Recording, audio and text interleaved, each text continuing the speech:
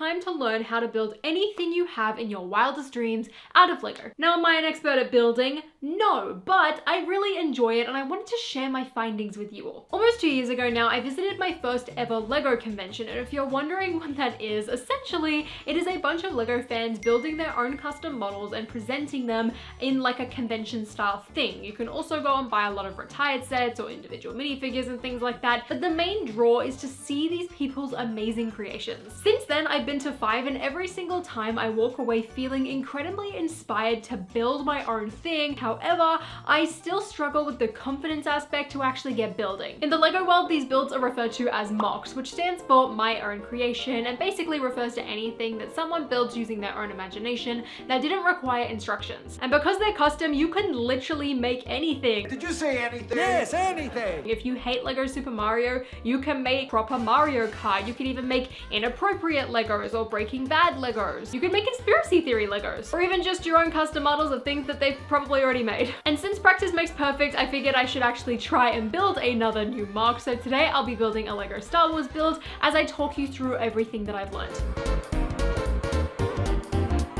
Step 1. Get pieces. This is definitely the most straightforward and self-explanatory point that we'll be learning in today's class, as one easy way to do it is by going to the Lego store and looking at the pick and build or pad wall, filling up one of their large cups and repeating this process several times. Some important pointers though is that you should probably be grabbing 5 times the amount of bricks that you will actually end up using. So if you're not leaving the Lego store with an entire pad cup full of lampposts, you're probably doing it wrong. I mean, you have no concept of how many bricks you'll actually use, so why not just buy a ton of them? Here are some of the parts from the last time I went to the Lego store, except this is the excess. This is the stuff that just did not fit into my parts collection in these drawers here. I have this whole bag of tan masonry, this small bag of nougat masonry, this giant bag of white, we have some gray, and we have some of these random tan things. I don't know what I'm gonna use them for. And I also have this full masonry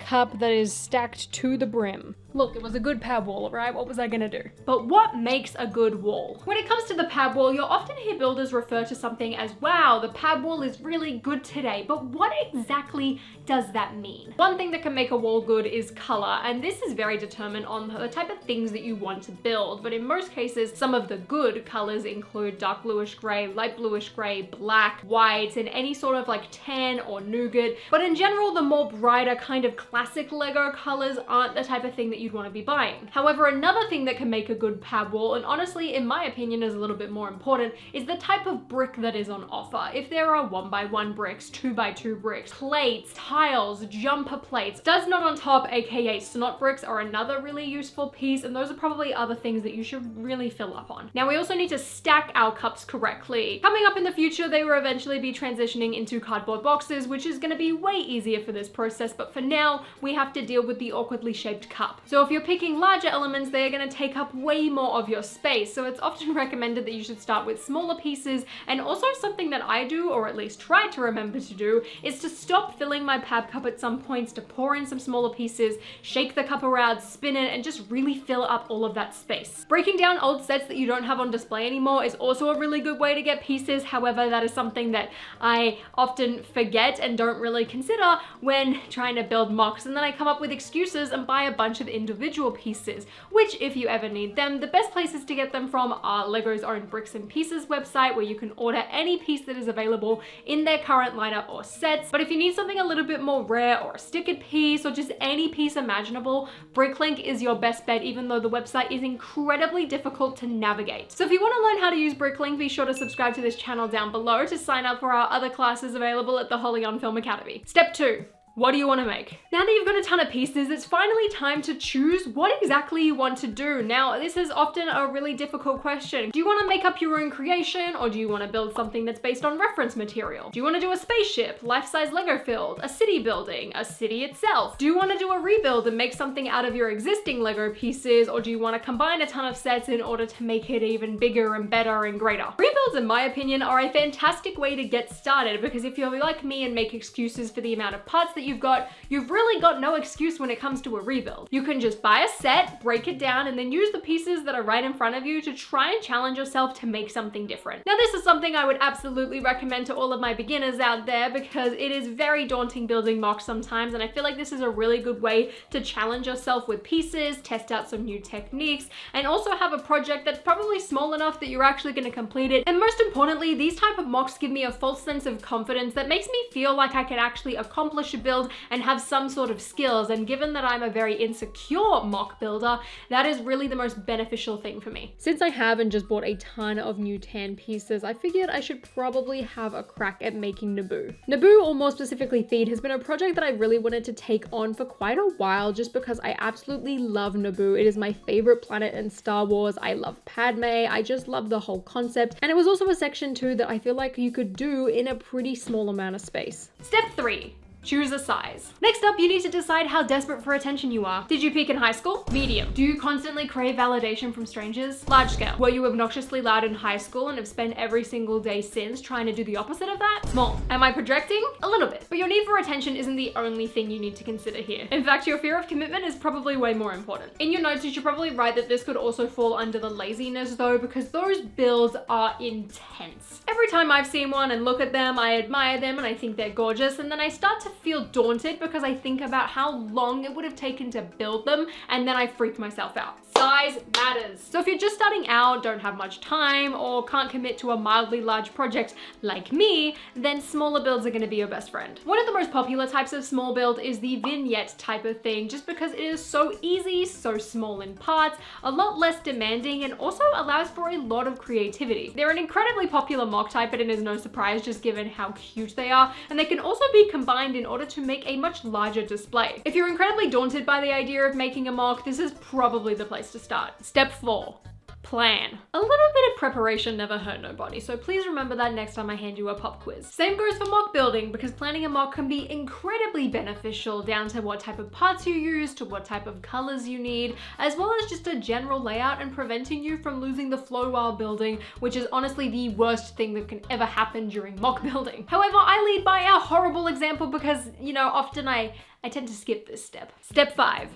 Build. Building is so daunting, holy shit. Time to start your MOC, so push your excuses to the side, turn on a video, and get experimenting. In my limited experience, the hardest part about MOC building for me is getting over the mental battle that I face regarding it. I often get too in my own head and I freak myself out and I get daunted, or I don't think that I'm good enough, and I just hold myself back from actually trying. And if I don't try, I'm not gonna practice, and if I don't practice, I'm not gonna get better, and it is a vicious loop. So the most important thing is to try and give yourself some confidence. And I need to take my own advice here, but if I can do that and you can do that, then that is half the battle done. After that, building a MOC is really just a series of trial and error. I mean, test out building with some bricks and some plates, try a couple of techniques, see what you've got in your collection and what you can just come up with. If you really need to, look at some Lego instructions for some ideas, or pictures of other people's MOCs to get a rough concept about what other people are using, what parts are they doing, how are they decorating, how are we adding detail. And honestly, one of the most helpful tips that I ever learned was actually from Blackwell Bricks. And he told me that if you want a MOC to look really good and have a lot of detail, you should probably be using smaller pieces. So that is something with this particular build that I tried to do a lot of, just to give it a lot of texture. Number 6, show it off. At this point, hopefully you are really, really proud of your build. So go and show it off to everyone. Show it off to your parents, your neighbors, your friends. So here is my Naboo MOC. The second floor definitely could do with a little bit more work, especially on top of the balcony. However, I feel like it's a really good base. I really want to simplify the colors on the greenery because I just feel like there's a little bit too much going on. But I really love the archways. I love the little step stool by the waterfront. The inside is incredibly basic and very empty, but I really wanted the main points to be the actual building itself, especially the exterior with these pillars and the archways, and I really wanted to have quite a lot of detail as well as a lot of texture in the walls by using some round pieces, some masonry, as well as just some regular Lego bricks. And remember too, this step isn't just limited to the end of your MOC. You can do this all throughout the build process. You can annoy every single person you know to just show them how proud you are of this one particular thing. This is also a really important part of the process. In fact, there's an entire other abbreviation that is built around just this whole concept called a WIP, or work in progress, where people would just show how their builds are coming along, give people an update. It happens a lot on Discord servers or Instagram, or even just a couple stories here and there. It's a lot of fun, you get some feedback, and then overall your build can improve and create a really nice end model. It's also one of the reasons that I believe like the weekly MOC series trend kind of became a thing, because like someone could upload a video, people want to see it, they want to see like the smallest little bit of update, and you want to show it off, you want to get some confidence, you want to have some attention, and then people give you constructive feedback and you know to kind of apply that feedback to the next video that you do in the next update. I've done it, many other people have done it. It's a popular thing, it's entertaining. And by now you've completed your MOC. Congratulations. Oh, it looks so good. I hope you enjoyed today's lesson, and up next we'll be learning how to build a Lego city. Otherwise, if you're gonna skip that class, be sure to consider subscribing to my channel down below, and until next time, I'll see you later.